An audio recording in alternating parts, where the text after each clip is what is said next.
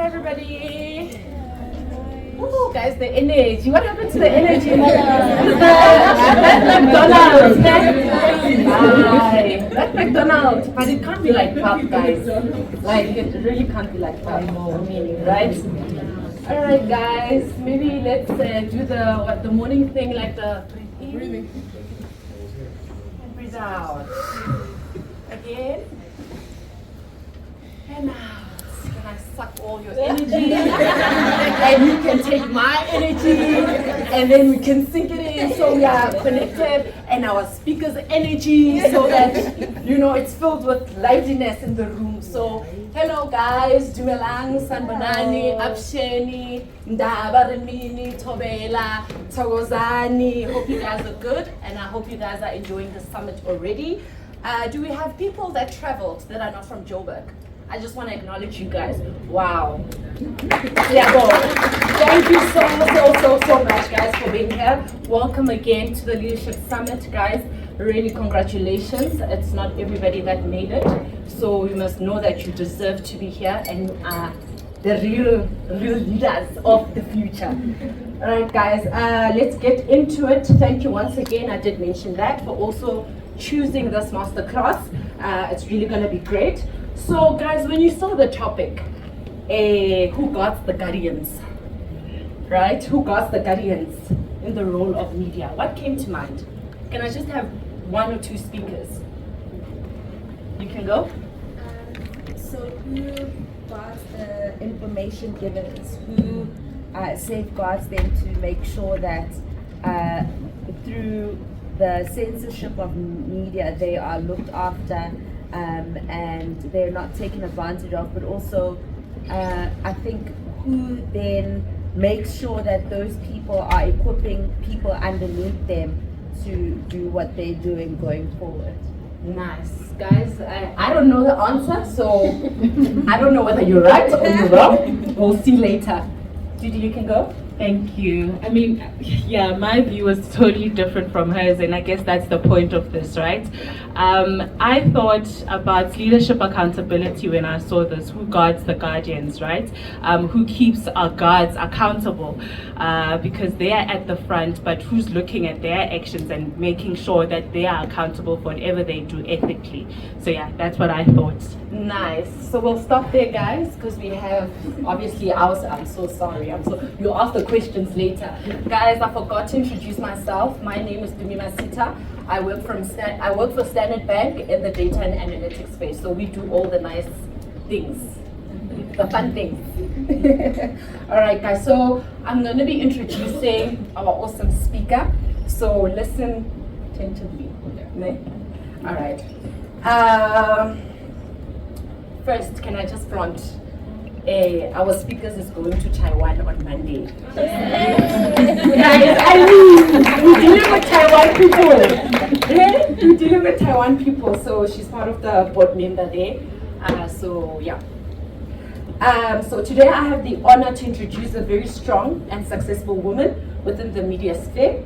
She's a verified editor under Sowetan National Newspaper. She has an extensive experience in media, having worked for various publications such as The Times, South Africa, Business Day, The Herald, Port Elizabeth, and The Daily Dispatch. In her journey, she's covered various topics such as politics, business, and finance. Ladies and gentlemen, drum roll. Help me welcome the queen, the guest of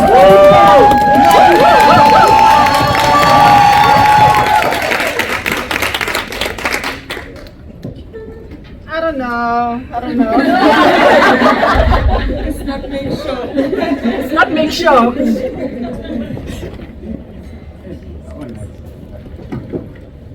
You see that thing I said about a microphone? Now I'm demanding a handheld one. I am a journalist, so I can cause erections.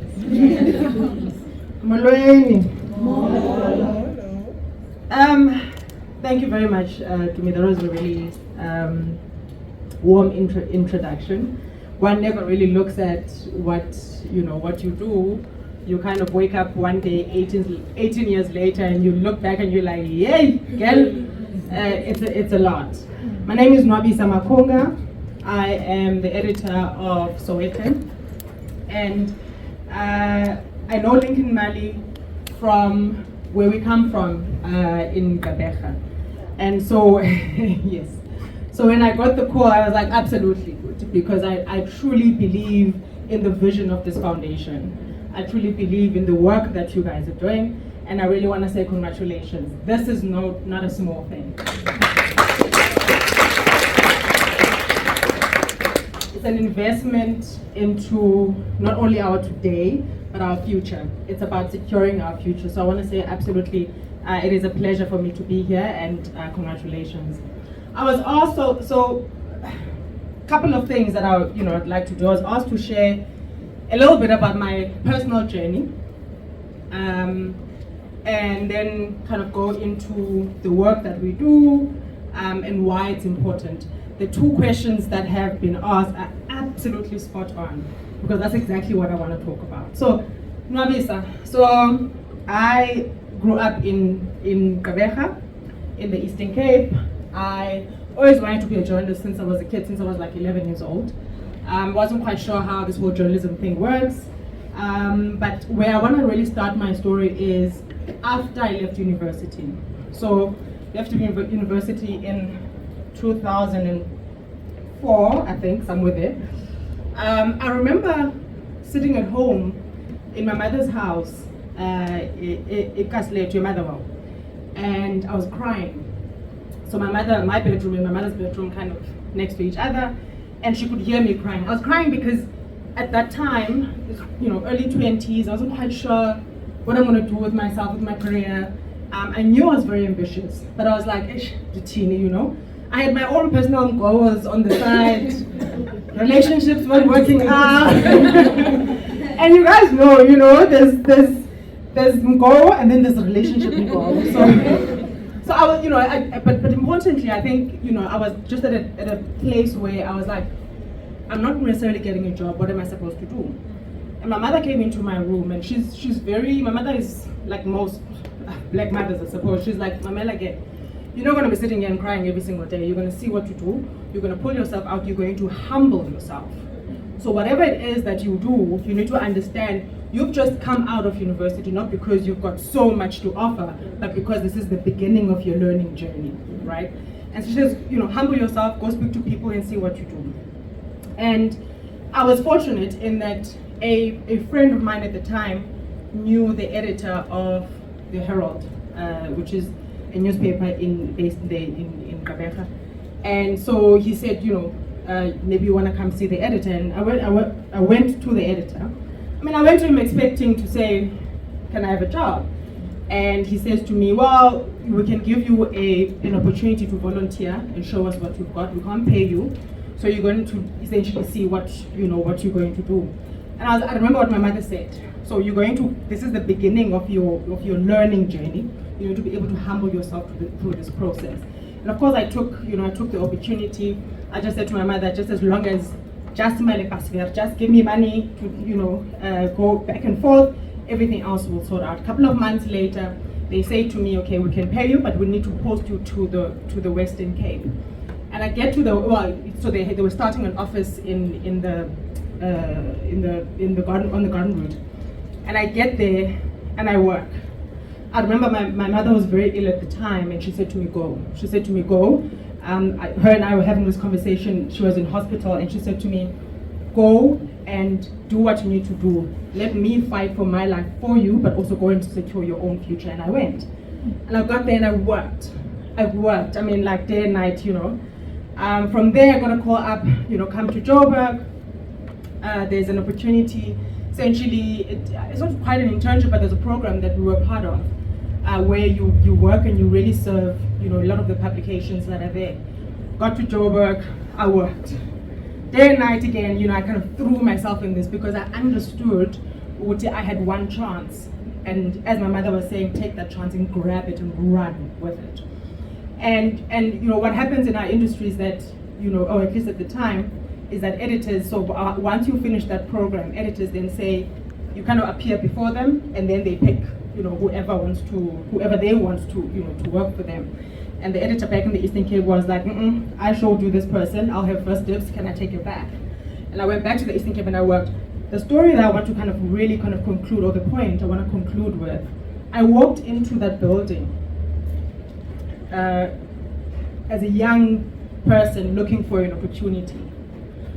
And 15 years later, I mean, I've been, I've worked in other publications, etc. But essentially, when I left, 15 years later, I was editor of the newspaper. And thank you. And the important thing for me, as far as that, is not so much about my own achievement. It's about essentially what my mother was saying about humbling yourself through a process, and whatever it is that it throws at you, knowing that I need to invest in myself. I need to invest not just in me, but also invest in the environment in which I am at. I think probably, one of the reasons they made me editor was just like, I just wouldn't shut up. I was just the person who's like, but why are we doing this story like this? But why can't we do it like this? But what story are we trying to tell about this? What is the impact are we trying to? And I think for me, that's my passion, right? And it's always been, how do we transform the spaces that we're in through storytelling, right? And I want to come to the point that you were asking. So I often ask myself the role of the media. And because I'm a journalist, for me it's quite an easy one. But I was actually just looking back at some of the work that has been done in this country by colleagues in this space.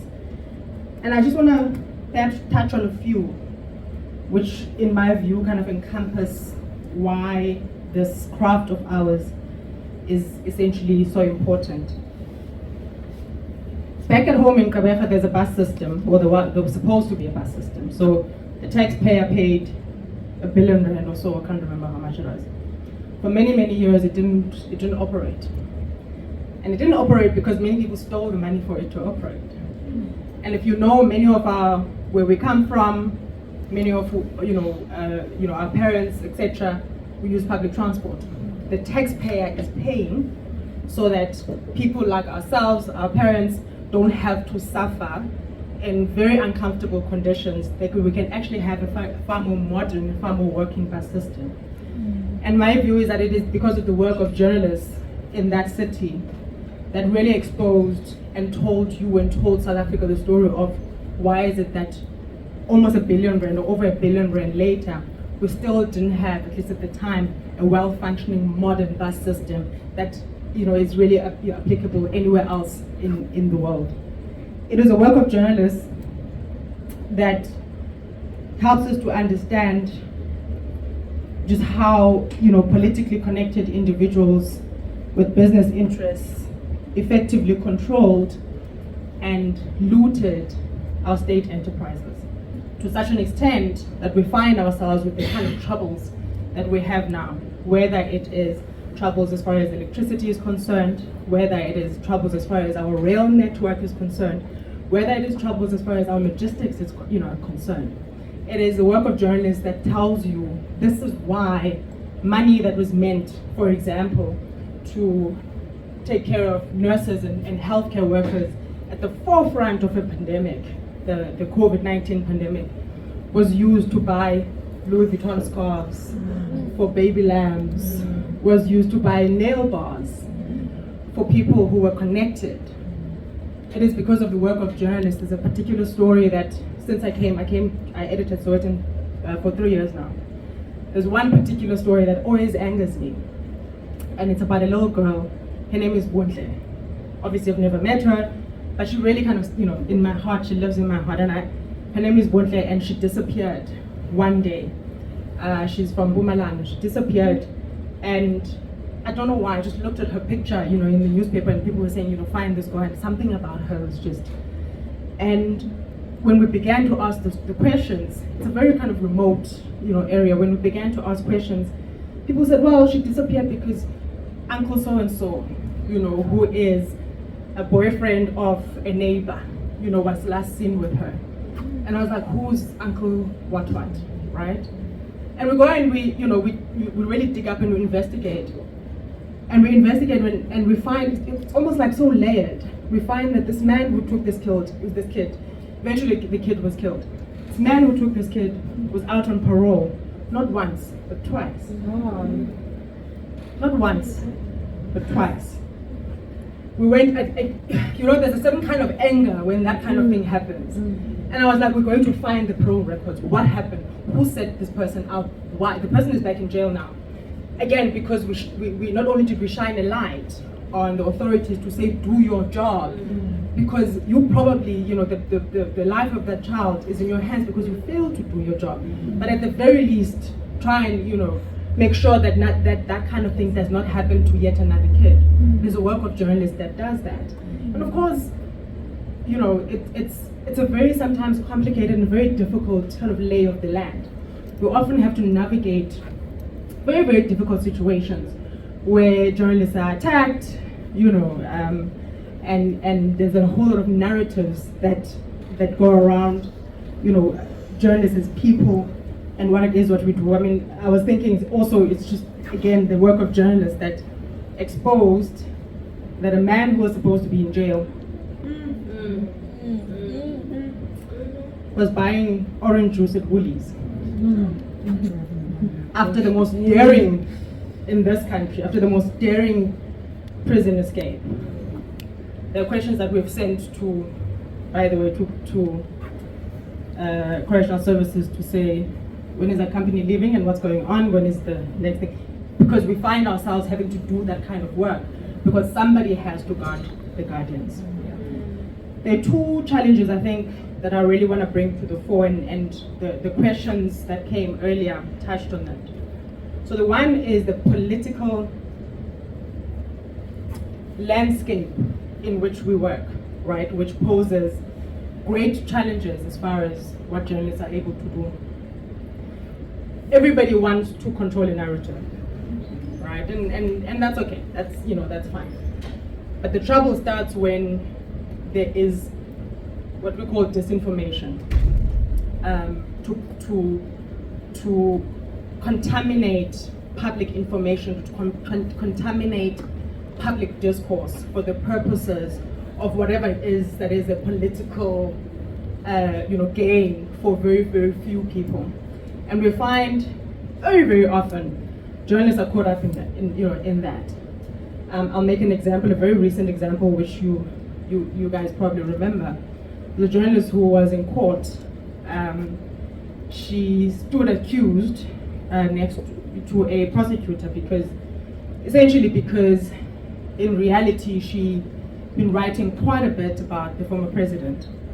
And so she stood accused, and the narrative that was put and the claim that was put was, oh well, she leaked, or she was leaked or published medical records. It's a thing that never existed. There were no medical records published. What happens in the journalistic space, and it happens in South Africa and throughout, throughout the world, is that court documents, court papers, are part of the public domain. Once it is in court, it is part of the public domain. So in this document were a note from a doctor that essentially says, oh, Mr. So-and-so cannot attend court. And that was that. And these documents were given, as they are given, to all journalists, were given to her. She wrote the story and suddenly found herself standing accused, as criminally accused, together with a prosecutor, because of a particular narrative that people consistently try to spin against journalists to contaminate the public discourse, to contaminate the space where you are believing Nwabisa is rogue, and therefore anything else that she writes about you, or she publishes about you, or broadcasts about you, you will not believe. And the only person who gains from that is not the public. The person who gains from that is the person who doesn't want Nwabisa to say, why did you steal R1 million? And I think particularly as young people, we need to really be quite discerning, and I'll talk about the accountability of journalists just now, but we need to be quite discerning about the people who put out information, particularly disinformation, into the public space, to discredit the very craft of journalism. It's not about us. I can go and try and find a job as a social worker, right, or any other profession. It's not about me. It's about the fact that the fewer there are people who expose this kind of thing, the less the public is informed about the life around them and the less you are informed to be able to make decisions that empower you, decisions that help you navigate your life as you go ahead. It's not about, journalist X or journalist B. And I think once we begin to actually understand that, we're able to do two things. We're able to, one, hold journalists accountable, and I'll talk about that just now, but also two, to understand that we cannot be lulled into a false kind of world of disinformation, where the very act of accountability is put up for something that is, that is up for negotiation. It's not up for negotiation. Anybody who takes up a seat, whether in a private kind of leadership of a company, whether in public, has got to be held accountable. Because whatever it is that you do, you can't be a leader who kind of is left to run amok. People often ask me, yeah, but when journalists get things wrong, and this is the part I'm coming to, accountability. When journalists get things wrong, there are very strong mechanisms that have actually been increasingly strengthened about ensuring that, one, we don't get things wrong, but two, when we do get things wrong, we are held accountable. So probably the most effective one by the public is really one that's about people just walking up. People just stop consuming your content because most of you lie, right? If you're going to create 10 babies that never existed, and then you're going to create stories about a trafficking ring to cover up the non-existent babies that you created, you may fight on a particular social media space, but you know what the truth is, and you realize something is amiss, and you walk out. And it's not just about the 10 babies, it's about every other media organization where we look. I mean, I was livid this week, and I'll tell you, there is a story that we wrote, and unfortunately I can't see every single story. There's a story that we wrote. The story is about organization A and B, and how they disadvantaged person C. And our journalist goes to organization A, doesn't go to organization B, and talks up and tells the story of the person who was disadvantaged. Now I get an email from organization B, and I'm trying to figure out what's going on. I'm trying to follow this. And the minute the way the what do you call it, when blood just runs cold, and you're like, oh, after so much work, after so much great work that we've done, now we've got to be held accountable as far as this is concerned. Now we're talking about, I'm like, we're absolutely wrong. I told them, I'm like, we did not, regardless of what the facts are, we were wrong in not giving you the right of reply, as far as that is concerned. And I know they're going to take us to the ombuds, and I know they're going to make us apologize. It's going to be like a whole thing. They're going to tell us exactly where you must apologize, how long, how big the apology is, how it's going to be painful. I'm hoping they're going to do it while I'm in Taiwan. so that I know that, so the thing about that is that even if you've had such a good run, in really kind of putting up really good journey, that one story that hits you, and you're like, why is this the case? I sit on an organization called the Press Council, which is essentially a regulatory ombuds body for journalism. So it's essentially where if a publication writes badly about you, not badly, but writes whatever incorrect information about you, you can basically go and complain. If the organization so the media platform, if they are insisting, then there's a whole hearing that is had, etc. I've been amazed at how over the years, I've been sitting on the Press Council for about 3 years, and it's made up of, some people are former journalists, some people are kind of public representatives who have nothing to do with journalism. I've been amazed at the work that has been done to strengthen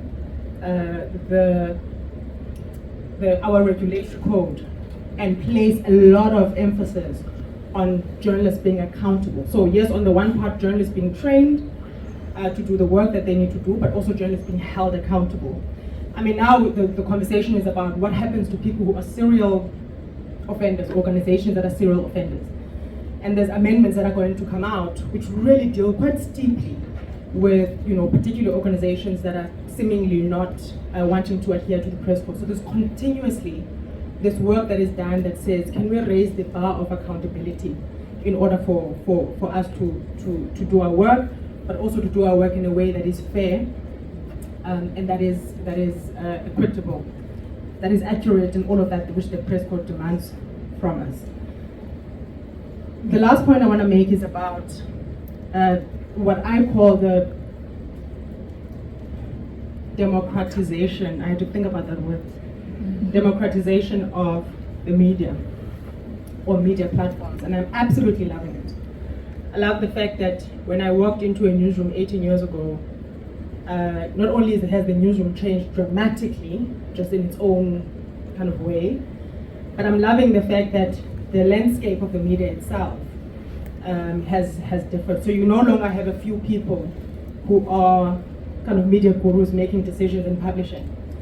That, everybody essentially may have a platform or can have a platform where they're able to publish that. And for me, this is the big but, and it's I suppose, a question that I'd like to throw back at you or to implore you. What has come with the democratization of media platforms is, yes, it's given us open access. It's given everybody open access to really have a view, and that view it's not, there's a word I'm looking for, anyone. It's not contaminated, it's not, it's not mixed with other things, I don't know. But you understand what I mean? So that's so you can have your view and it's authentic and all of that. But we've got to have a way in which we demand accountability. Because if we have a system that is free for all, you can publish whatever, you are accountable to nobody. You call and you're like, sorry, that's not me, you didn't say, and I'm like, right? There's got to be, frameworks in which people are held accountable, because having a platform is not child's play. Having a platform requires a certain level of accountability, and it's that kind of accountability that we need to be able to ask ourselves. So with all of this, so I know I'm held accountable via the press council, via the press code, even by the courts. So I know that, right? And if you're not, there are different tiers. If you're not satisfied at this tier, you can go to this tier, you can appeal at this tier for free, and all of that. And or you can basically, go the legal route. But what happens to platforms that don't adhere to any of the rules? What are the rules that we need to be putting in place to ensure that information and the sharing of information in all our platforms is essentially what we want it to be? I'm not talking about censorship. Never, ever talk about. I'm not talking about censorship, but I'm talking about us taking responsibility. And I'm asking the question that says, as a South African public, and as young people in particular and professionals, how are we thinking about this? Because we may think that it's an abstract thing that's kind of sit on the side somewhere. It's not.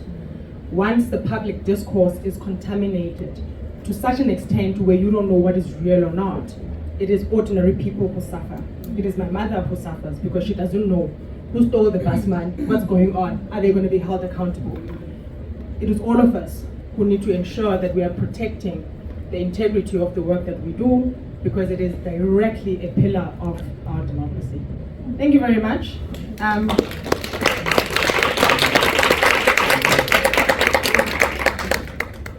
Oh, there's a video she wants to. It's not all doom and gloom in South Africa, and I'm hoping this is our video that.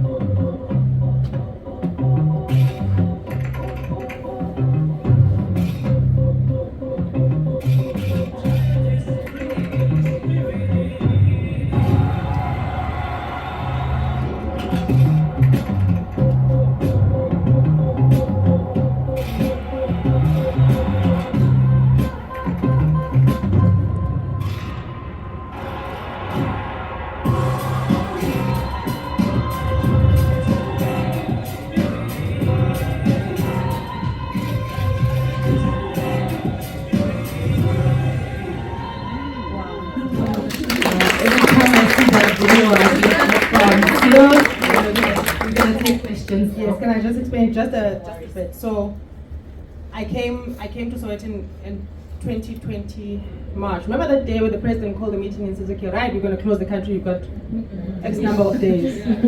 I just landed. So I landed before Tambo, to my BNB, and the president, sorry, we closed the country. I'm like, oh my God. There's no way. But it was obviously a very difficult time. This video was done in that period, probably the first couple of months into 2023.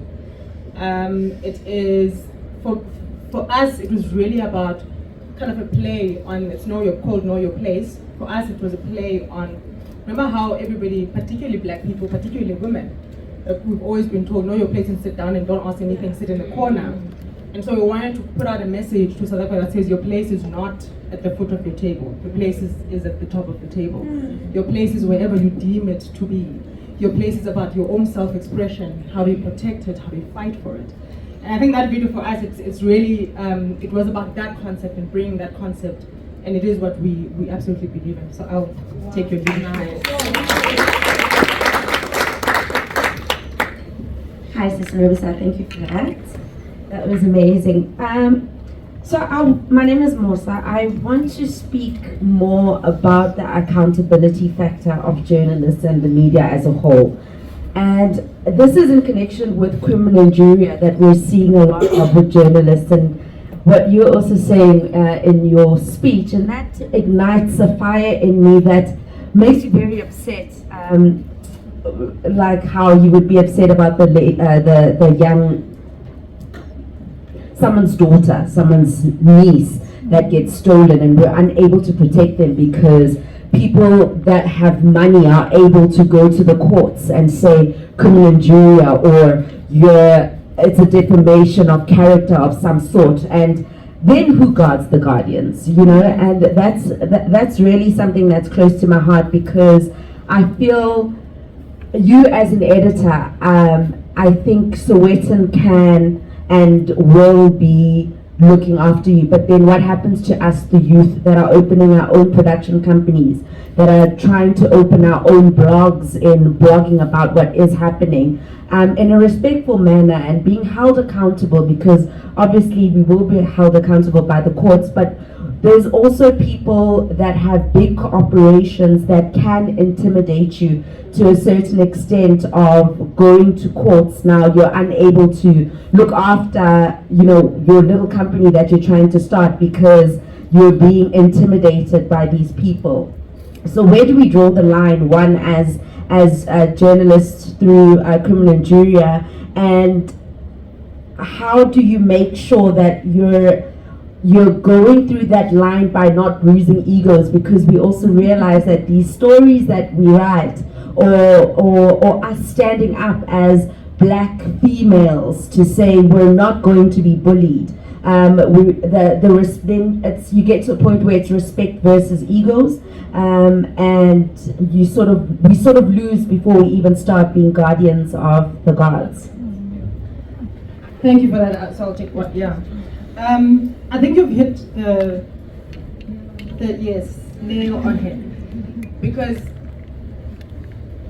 what happens is you have big media organizations, as you say, which will kind of take care of, you know, people who work in that space. Of course, there's accountability as far as, you know, the organizations that we belong to, such as the Press Council or BCCSA, etc. But what happens to if you're not necessarily in that, you don't have those kinds of resources? So it is exactly what we're trying to talk about at two levels that are happening. So one, at the Press Council. So about a year ago, you know, since a year ago, there was a conversation about not how to subscribe, but who can subscribe. So how do we open up the regulatory framework to take people or to take platforms that were not necessarily, you know, part of that in the past. And what that does is, so once you belong, and I'm not trying to lobby, but I'm just talking about the fact that there is a power to be had as far as numbers is concerned. So what that does is, yes, you've got a guideline. So you've got people who are able to guide you as far as this is what you can publish, this is not what you can't publish, this is what your rights are, etc., etc. The second tier of that, and again, it's the, you know, another organization that I belong to, where we're talking about how do we raise enough, because we've seen there's this lawfare happening in South Africa. How do we raise money to be able to protect, in particular, smaller platforms, to be able to protect them against lawfare bullying that actually happens, where people are like, if you publish that about me, regardless of how true it is, I'll just not, I'll take you to court, or I'll do that. There's work happening in some of the organizations, that we sit in, and I think for me, what we need probably to do is really, more spaces of engagement to see how do we create those frameworks, but also how do we give that kind of support. It is particularly if you're going to next year. I don't know what kind of content or what kind of work that you are publishing, but particularly if you're going to next year, if it's anything to do with politics or kind of public accountability, we're going to need money to be able to defend. I mean, right now, we're having the conversation today, there's so much trouble with the courts. Journalists can't just walk into a court and start reporting. And we're like, what happened?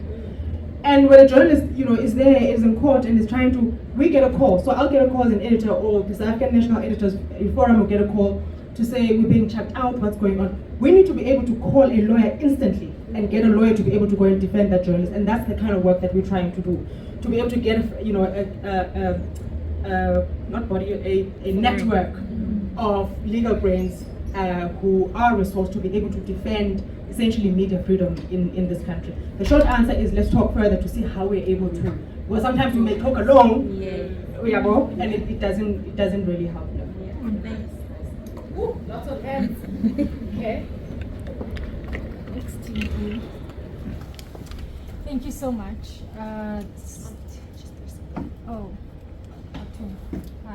Hi. Hold on, hold it tighter. Oh, you have to hold it while speaking. No, hold it so it's green. Yes.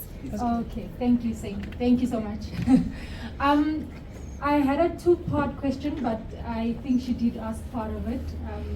So I wanted to ask, in terms of the Press Council Board, what plans are in place to, for lack of a better word, overthrow stuff like tabloids, especially in an environment of cancel culture these days, where honest individuals, businesses, brands, individuals are actually making a difference, but they come across very negatively and in the opposite end when it comes to tabloids.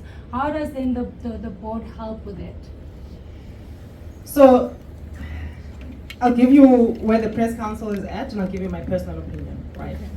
So one, there are no plans to overthrow, so the Press Council always moves from a position of making or opening up the space rather than closing it, right? Because also, if you start, then we're going to 1985 and whatever, if you start saying shut down, right? But there is a conversation about what to do. So we know what the press code says. So don't do this, don't do that, right? What is in the public interest and blah, blah, blah. But there is a conversation about what happens to people who just don't listen. And that's the kind of what I touched on, slightly before. What happens, how do we amend our constitution that regulates us to be able to deal with people who, or publications or whatever, that just won't listen? I'm not mandated right now to say what the outcome of that is, because the Press Council has to, announce that on its own. But there are mechanisms that are essentially, to deal with that. And also, what is being a serial offender? Because if I make a mistake, so if I publish 5 times a week and I make a mistake twice a week, am I a serial offender? Or are we looking at what your intention was? If your intention in the publishing was actually like this vindictive, which I sometimes see, is this vindictive, then surely how do you get dealt with? There was one publication that was expelled.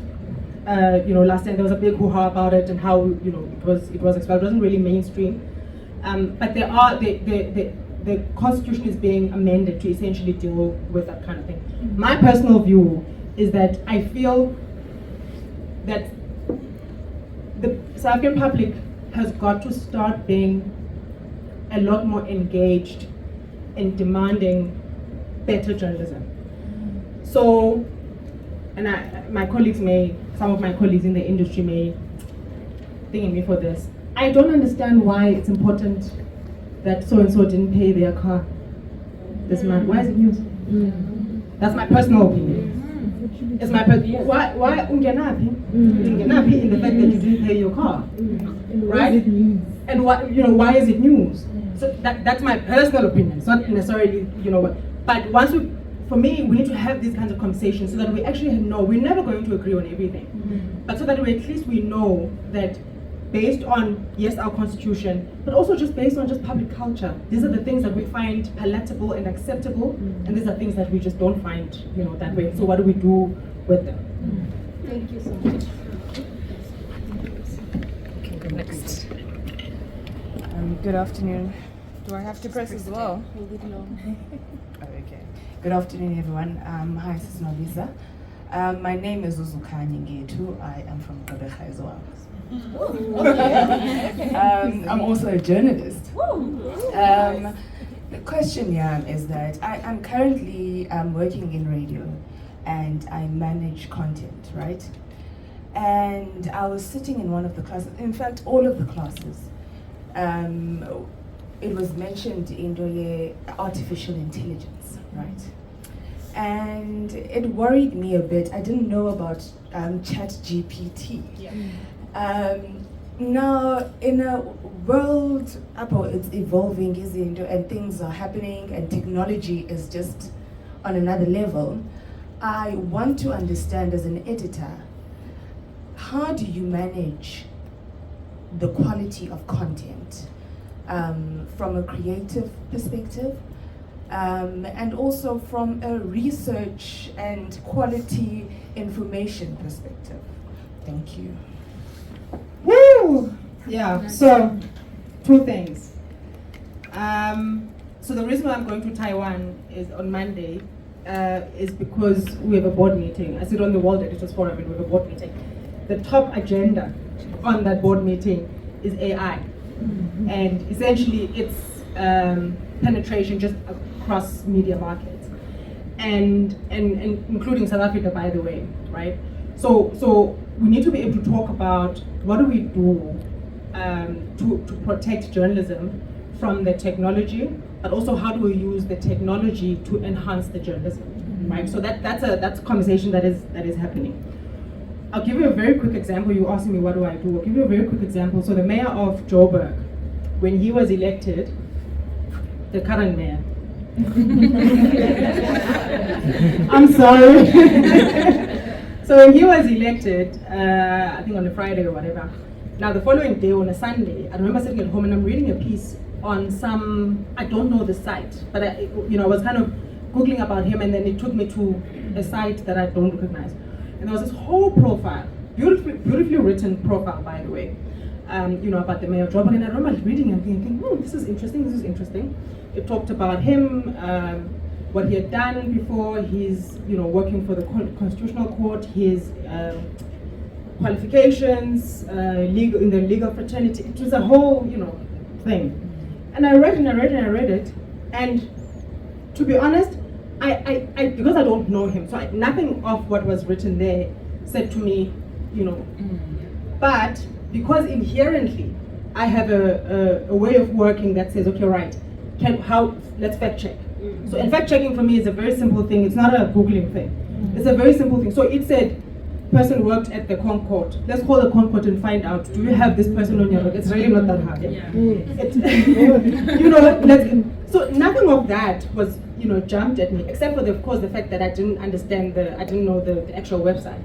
But because I'm an editor, I understand that the platform is important. I need to be able to respect the platform and create a culture where where my colleagues are able to respect the platform. So what do? We pick up. Did this person work for what? Before we write our own profile. Of course, much of or none of what was written there was true. But I did see that profile reproduced elsewhere. And that is a problem. And again, I remember in the press call there was a big debate about, do we amend, our constitution to deal with AI or whatever. It was an AI-generated piece of content. But as human beings, you've got to be able to take responsibility to say, Everton, this is what we must do. So yes, and sometimes it's just slog, just calling. Can I see the records of what, that kind of thing. So. Thank you. Thank you. Thank you so much. My name is Nokolo Mayo. I'm also from PE. I promise you research analyst at the Post Regulator. I think for me, as you told your story and also going through the work that you're doing, a theme that came up for me is courageous leadership. And it made me think about, I think it was a week ago, I came across, I think it was a media briefing by the public protector, and she had called in all the journalists. What was very alarming for me, and I'm sorry if I'm going to sound, is that all the journalists, probably 80% of them kept on asking one question: are you not scared? Are you not scared? But for me, after voice notes were played and certain information had come to light, I was expecting some courage, leadership from these journalists, and to start seeing probably the following day what stories would come up. And nothing was coming up in the media space. So it brings me to this. Is our South African media captured, or has the space become so, I'm trying to find the correct word, but to say dirty, that even the journalists themselves are scared to write certain stories and go into certain things, and especially when it comes to politics. So yes, yeah, let me just stop there. No, thank you very much. Is the South African media captured? No. Can I just put a disclaimer? You know, I dislike the word the media, because it suggests, and this is not critique on you, I'm just, because it suggests that the media is like this homogeneous group of people who act alike, who think alike, who believe the same things, and I often wonder, sometimes I invite people to the newsroom, just watch the conversation, how my deputy would disagree with me. I didn't know, okay, we can't go with that. Imagine saying da da da da. That kind of debate, how they're even within the newsroom, people have such vast political, or maybe not political, like ideologies. So, but anyway, but that's a side note, just about who makes up the media. But no, I don't think I'll be in a space where I'm captured. I probably wouldn't even survive, because I need to be able to say what I think. My view, and I'm not necessarily marrying it to the press conference that you had, but I just want to talk about generally. There is a skills crisis in the media, in media organizations. There is, and you cannot tell me that not one media organization, all of it, there is a skills crisis. And when I say by that, is that many people have left journalism for reasons we can always argue about. And what you had, which is what we benefited from, is that you don't have so much of a, what do you call it, institutional outpouring to the next, people, to the next generation. What happens is editors have got to be every single day, journalist, editor, finance director, visionary, what, and you find that you don't really have time to actually give as much attention to each and every person to whom you could be imparting a lot of knowledge. What people then outside, and in particular in political spaces, take that and they be like, yeah, you are captured, that's why you didn't ask that question. No, it possibly is that the journalists actually did not think that they were trying to figure out, like, what is going on, what are the merits of this, this matter. And I'm not suggesting that colleagues are incapable, no. I am saying, however, that there's so much going on in South Africa, and newsrooms are much, much smaller. And the people sometimes, in the newsroom are not able to do every single thing to the satisfaction of our, of our audiences. It does not mean capture. It means we need investment. We need investment to be able to have the best journalists on the field. So I need to know, when I send somebody to a press conference, it's the best journalists that we have on that particular story, because they understand. They didn't just meet the story today and read the press release and then go to the press conference and try and figure out what's going on. They have institutional memory of what that thing is, and they're able to ask the best questions as far as that is concerned. For me, it's not a political crisis, it's an economic crisis.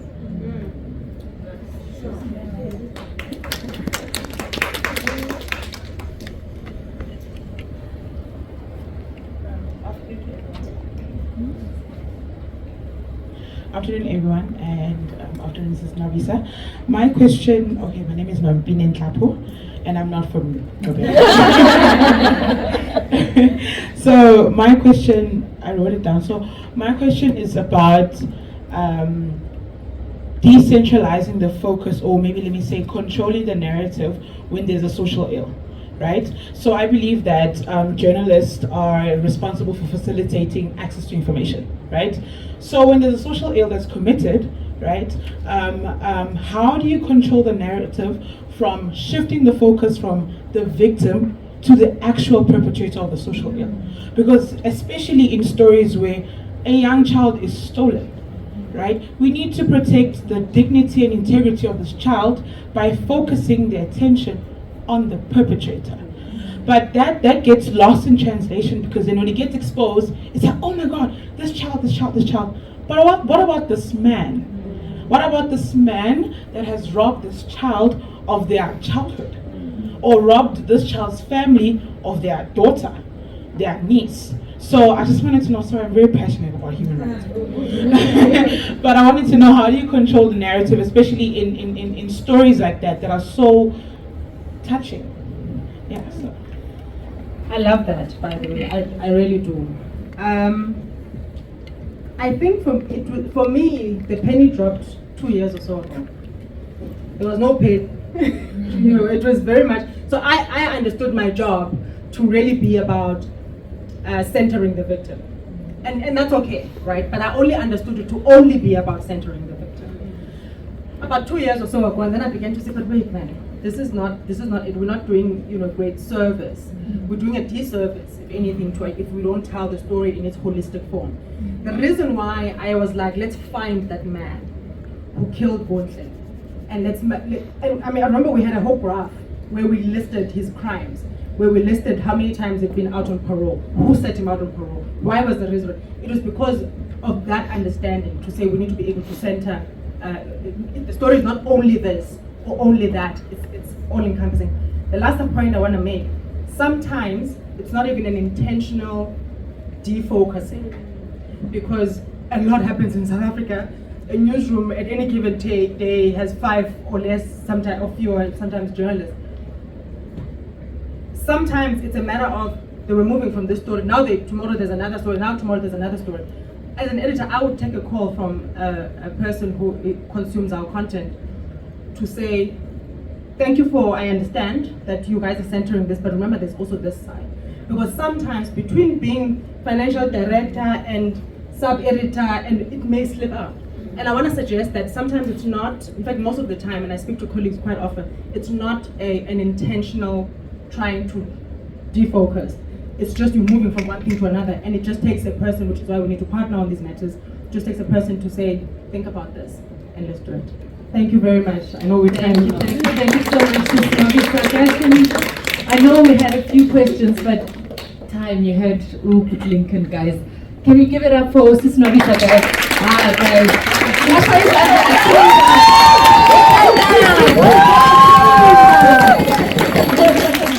Thank you so much, guys. Okay, guys, I think it's tea break now. So we're gonna step out at 3 o'clock up until 3:20. Then we're all gonna go back to the blue room, and we're gonna debrief, and Rupert Lincoln will then close the show for us. Thank you so much, guys. Thank you.